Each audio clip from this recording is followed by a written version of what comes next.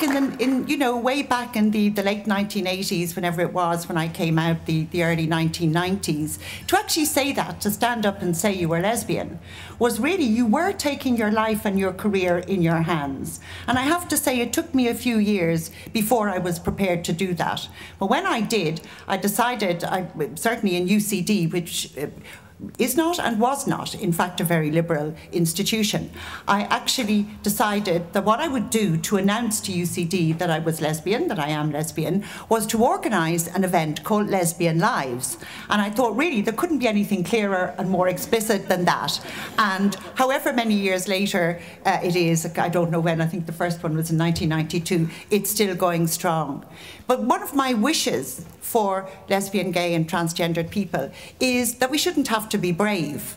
That might sound like, oh, I don't know, like something slightly odd to wish for. But I've often wished, when I've felt myself having to stand up again and say something about being lesbian, or about the communities I come from, or about the way I live my life, I've often felt, I wish I didn't have to be braver than the person I'm saying this to. I wish that they could be brave enough and open enough and unprejudiced enough for me not to have to say it.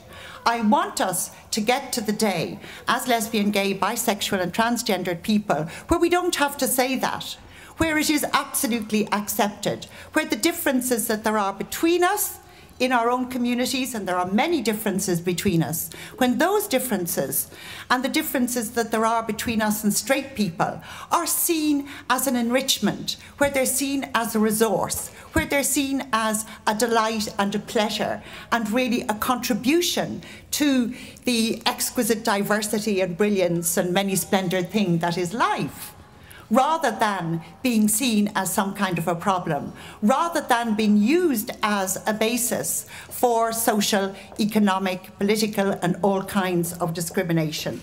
And I really do long for that day. You will appreciate at this stage that I had a script, that I have long since departed from it, which tends to happen. But the point I wanted to make there is that I think we work incredibly hard in our LGBT community, or communities, whichever you want to say. I think we work incredibly hard at building our communities, at making good policy, at working to push through good legislation.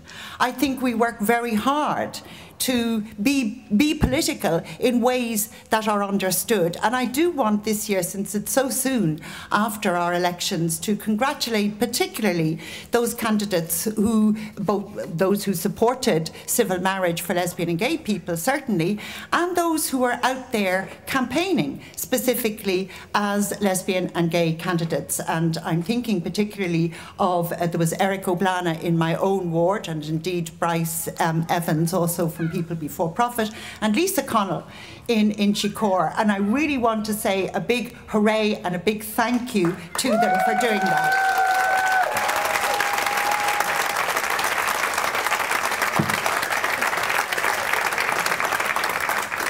The pride, a very brief word perhaps, but it is important to me to say it, that there is still an amount of prejudice. We have all of the facts and the figures to prove it. We know about the terrible bullying of young lesbians and gays in schools.